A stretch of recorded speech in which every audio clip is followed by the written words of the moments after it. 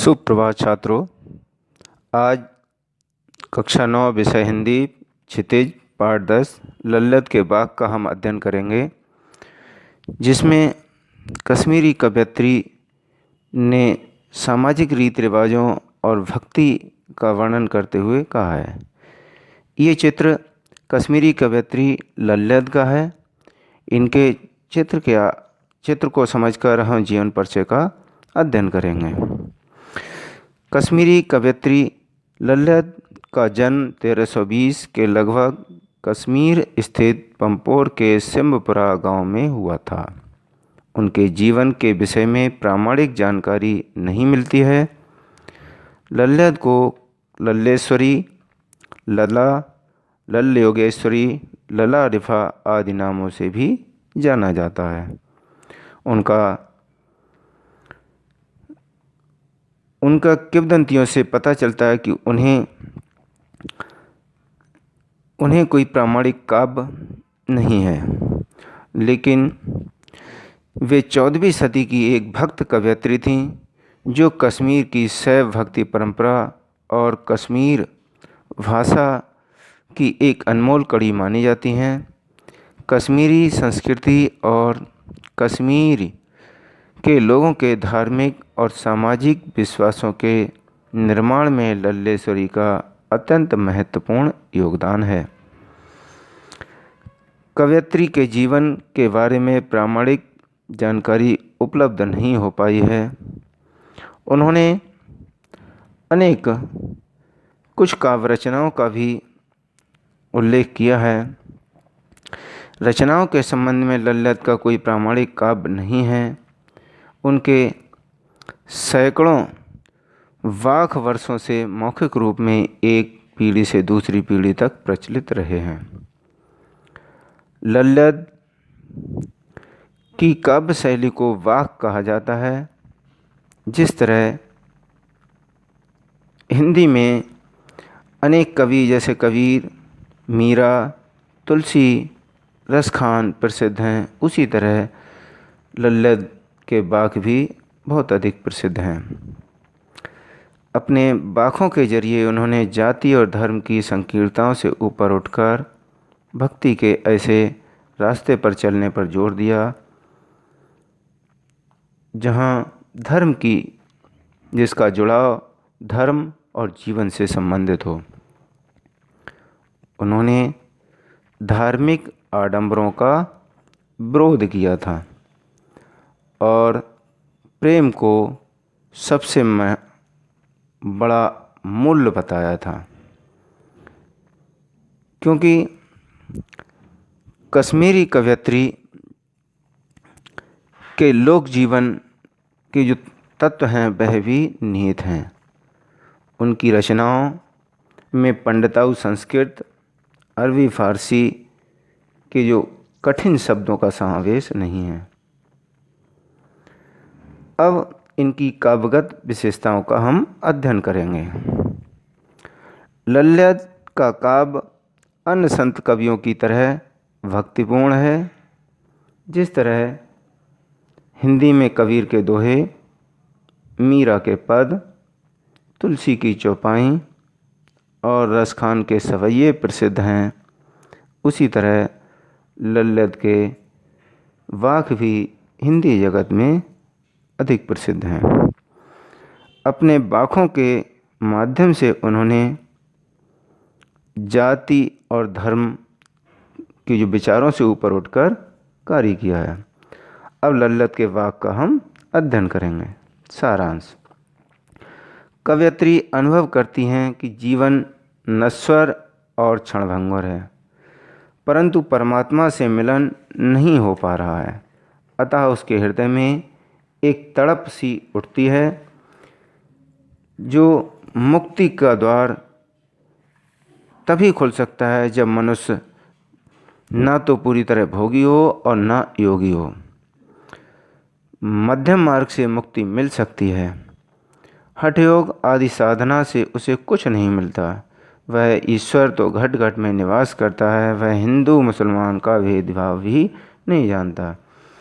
ज्ञानी वही है जो स्वयं को पहचानकर उसी मध्यम मार्ग के माध्यम से ईश्वर को जान पाता है।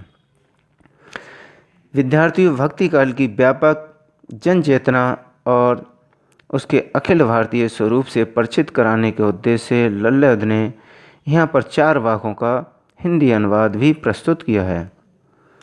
पहले वाक में लल्लद ने ईश्वर प्राप्ति के लिए किए जाने वाले अपने प्रयासों की व्यर्थता की चिंता की है। दूसरे वाक में बाह्य आडंबरों का विरोध करते हुए कहा है कि अंतःकरण में संभावी होने पर ही मनुष्य की चेतना व्यापक हो सकती है। इसके अलावा उसने दूसरे शब्दों में इस मायाजाल से कम लिप्त होना चाहिए ये भी बताया है। तीसरे वाक्य में कवयित्री के आत्मावलोकन की अभिव्यक्ति है। वे अनुभव करती हैं कि भवसागर से पार जाने के लिए उसे सद्कर्म करना अति आवश्यक है। भेदभाव का विरोध और ईश्वर की व्यापकता का बोध भी चौथे वाक्य में किया है और आत्मज्ञान को ही सच्चा ज्ञान माना है। अब लल्लद के माध्यम से वाक्यों का अध्ययन करेंगे। पहला वाक्य है इसमें, रस्सी कच्चे धागे की खींच रही मैं नाव, जाने कब सुन मेरी पुकार, करें दे भवसागर पार, पानी टपके कच्चे सकोरे, व्यर्थ हो रहे प्रयास मेरे, जी में उठती रह रहे हो घर जाने की चाह है घेरे। इसमें कवयित्री ने सांसों को कच्ची रस्सी के सहारे से शरीर रूपी नाव को खींचने का कार्य बताया है। नाव, शरीर रूपी नाव, देव इसमें प्रभु या ईश्वर के लिए कहा है, भवसागर संसार रूपी सागर, कच्चे सकोरे मिट्टी का बना छोटा पात्र जिसे घड़ा कहते हैं, हुक तड़प वेदना पीड़ा कहते हैं, चाहत या इच्छा के लिए प्रयोग किया है। यहाँ पर कवयित्री अपने जो जीवन में जो कार्य हैं उनका वर्णन करते हुए इसमें बताया है, क्योंकि इसमें मनुष्य भक्ति भावना के द्वारा लगातार ईश्वर को प्राप्त करना चाहता है और उसी भक्ति भावना का इसमें विस्तृत जैसे हम अध्ययन करेंगे। जैसे इसमें बताया कि रस्सी, जैसे जटा जूट की जो रस्सी होती है उसी तरीके से हमारे जो सांसों की जो नाव है, सांसों रूपी जो डोर है, रस्सी है, वह कवयित्री ने उसे कच्चा माना है। कवयित्री भावार्थ देखेंगे इसका हम। प्रस्तुत पंक्तियों में कवयित्री ने नाव की तुलना अपने जीवन की डोर अर्थात जिंदगी से करते हुए कहा है। वो कहती हैं कि रस्सी कच्चे धागे की, कि वे इसे कच्ची डोरी यानी सांसों द्वारा चला रही हैं। वह इस इंतज़ार में अपनी ज़िंदगी काट रही हैं कि कभी न कभी प्रभु उनकी पुकार अवश्य ही सुनेंगे और उस पुकार को सुनकर इस भवसागर से उनको पार करने का जो रास्ता है वह अवश्य ही दिखाएंगे। पानी टपके कच्चे सकोरे। अब इसमें कहा है कि जैसे उन्होंने अपने शरीर की तुलना एक मिट्टी के कच्चे बर्तन से की है, जिसमें अगर हम पानी भर देते हैं तो उसमें पानी कुछ समय बाद धीरे धीरे टपकना शुरू हो जाता है, रिसना शुरू हो जाता है। यानी उस पानी टपकने से है कि मनुष्य की उम्र धीरे धीरे कम होती चली जाती है। कि पानी की तुलना मनुष्य की सांसों अर्थात उससे उम्र या अवस्था से की है, जिसमें उनके प्रभु मिलन के लिए किए जाने वाले जो प्रयास हैं वह सभी व्यर्थ होते दिखाई दिए जा रहे हैं। पानी टपके कच्चे सकोरे, व्यर्थ हो रहे प्रयास मेरे, कि उसको जब ईश्वर के प्राप्ति के जो प्राप्ति करने के लिए जो किए जाने वाले प्रयास सभी उसके व्यर्थ हो रहे हैं। उसकी सांसों की डोर कम होती चली जा रही है। जी में उठती रह रहे हों घर जाने की चाह है घेरे। कवयित्री कहने जाती है कि मेरे मन में एक ही पीड़ा उठती है कि ये नश्वर शरीर संसार छोड़कर मेरे प्रभु के पास जाएगा, पहुंच जाए और सांसारिक कष्टों से मुझे अवश्य मुक्ति प्राप्त हो जाए। क्यों क्योंकि उसमें इस संसार सागर में विभिन्न प्रकार की जो बाधाएं हैं, उन बाधाओं को दूर करने की उसके मन में पीड़ा उठती है। अब दूसरा पैराग्राफ का हम अध्ययन करेंगे। खा खा कर कुछ पाएगा नहीं, ना खाकर बनेगा अहंकारी, सम खा तभी होगा संभावी, खुलेगी सांकल बंद द्वार की। अहंकारी का मतलब है इसमें अभिमानी, घमंडी। सम समानता का भाव है, इंद्रियों को समन शांत करना। संभावी, इसमें भी समानता की भावना है। सांकल, सांकल जो दरवाजे पर लगी हुई जो जंजीर होती है, यह जिसको हम आज के समय में जैसे कुंडी जैसे बोलते हैं, वो उसके लिए प्रयोग हुआ है। द्वार मीन्स दरवाज़ा है, और खुलेगी खुलने के लिए प्रयोग हुआ है यहाँ पर। इसमें कवयत्री भक्तिभाव के माध्यम से समाज के लोगों को सीख देती हुई जागृत करती हैं कि जैसे मनुष्य विभिन्न प्रकार की भोग विलासों में, सांसारिक चकाचौंध में लगा रहता है, उसे ईश्वर प्राप्ति के लिए कोई भी कार्य नहीं करता, तो उसके विषय में सचेत करती हुई कहती हैं। अब अर्थ है, कवयत्री मनुष्य को मध्यम मार्ग अपनाने की सीख देती हैं। वे कहती हैं कि हे मनुष्य, तू इन सांसारिक भोग विलासताओं में डूबा रहता है। इन भोग विलासताओं में डूबे रहने से तुझे कुछ भी प्राप्त होने वाला नहीं है।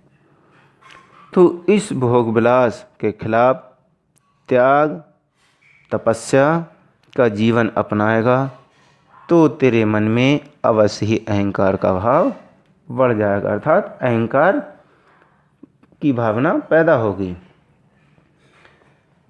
अगर सम खा तभी होगा संभावी, अगर तो इनके बीच समानता का यह मध्यम मार्ग अपनाएगा तो भोग, त्याग, सुख दुख के मध्य मार्ग अपनाने से ही प्रभु की जो प्राप्ति है वह अवश्य ही संभव होगी और खुलेगी सांकल बंद द्वार की। जो प्रभु प्राप्ति में तुम्हारे बीच का जो दरवाज़ा जो बंद है, मिलन में जो आवागमन में जो बाधा है, रुकावट है, वह मध्यम मार्ग अपनाने से ही प्रभु की प्राप्ति का जो बंद द्वार का दरवाज़ा है वह अवश्य ही खुलेगा और प्रभु से मिलन हो जाएगा। क्योंकि इसमें मनुष्य सांसारिक भोग विलासाओं में लिप्त रहते हुए ईश्वर भक्ति का जो मार्ग अपनाता है और ईश्वर की भक्ति लगातार करता रहता है, तभी उसे परमात्मा की प्राप्ति हो सकती है।